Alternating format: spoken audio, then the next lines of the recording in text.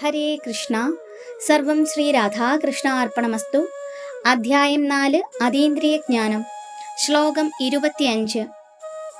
ദേവമേവാപരേ യജ്ഞം യോഗിനഃ പര്യുപാസതേ ബ്രഹ്മാജ്ഞാവപരേ യജ്ഞം യജ്ഞേനൈവോപജുഹ്വതി. വിവർത്തനം. ചില യോഗികൾ വിവിധ യജ്ഞങ്ങളാൽ ദേവന്മാരെ യഥാവിധി ആരാധിക്കുന്നു. മറ്റു ചിലർ പരബ്രഹ്മ തേജസ്സിൽ യജ്ഞങ്ങൾ അർപ്പിക്കുന്നു. ഭാവാർത്ഥം: മുൻ പറഞ്ഞതുപോലെ കൃഷ്ണാവബോധത്തിലുള്ള കർത്തവ്യങ്ങൾ നിറവേറ്റുന്നതിൽ മുഴുകിയിരിക്കുന്ന ഒരാളെ മഹായോഗിയെന്നോ ജ്ഞാനിവര്യനെന്നോ വിളിക്കാം. അപ്രകാരം ദേവന്മാർക്കായുള്ള യജ്ഞങ്ങൾ അനുഷ്ഠിക്കുന്ന മറ്റു ചിലരുമുണ്ട്. കൂടാതെ ഭഗവാന്റെ അവ്യക്തഗത ഭാവത്തെ, പരബ്രഹ്മത്തെ യജ്ഞങ്ങൾ കൊണ്ട് ഉപാസിക്കുന്നവരുമുണ്ട്. അങ്ങനെ പല വിഭാഗങ്ങളിലായി പലതരത്തിലുള്ള യജ്ഞങ്ങളുണ്ട്. പലതരത്തിലുള്ള യജ്ഞകർത്താക്കൾ ചെയ്യുന്ന പല വിഭാഗങ്ങളിലുള്ള യജ്ഞകർമ്മങ്ങൾ ഉപരിപ്ലവമായി മാത്രമേ വ്യത്യാസപ്പെടുന്നുള്ളൂ. വാസ്തവത്തിൽ യജ്ഞമെന്നുകൂടി പേരുള്ള വിഷ്ണു ഭഗവാനെ പ്രീണിപ്പിക്കാനുള്ളവയാണ് യജ്ഞങ്ങളെല്ലാം.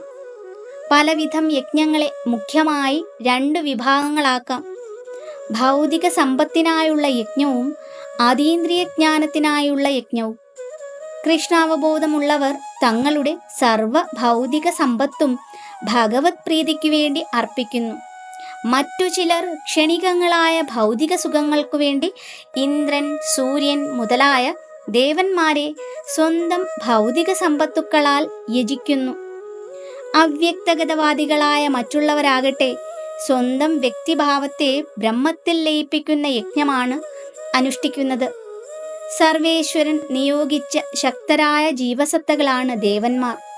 ഈ പ്രപഞ്ചത്തിന് ചൂട്, വെളിച്ചം, വെള്ളം മുതലായവ വിതരണം ചെയ്ത് പരിപാലിക്കുക എന്നതാണ് അവരുടെ കർത്തവ്യം.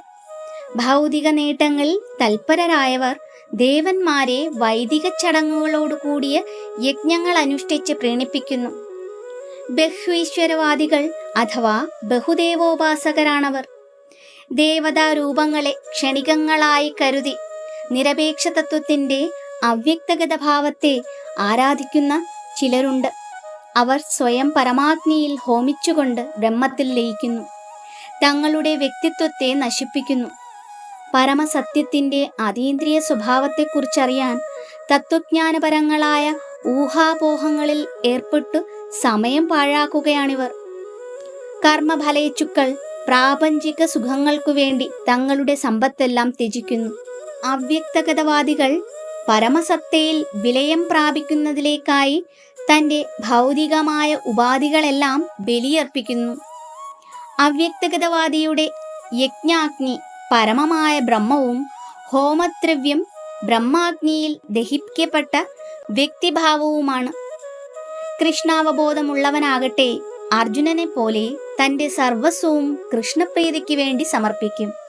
അങ്ങനെ തൻ്റെ എല്ലാ ഭൗതിക സമ്പത്തും സർവവും തന്നെയും കൃഷ്ണനു വേണ്ടി സമർപ്പിക്കുന്നു. ഉത്തമ യോഗിയാണ് അദ്ദേഹം. അതേസമയം സ്വവ്യക്തിത്വം നഷ്ടപ്പെടുന്നുമില്ല. ഹരേ കൃഷ്ണ. സർവം ശ്രീ രാധാകൃഷ്ണ അർപ്പണമസ്തു.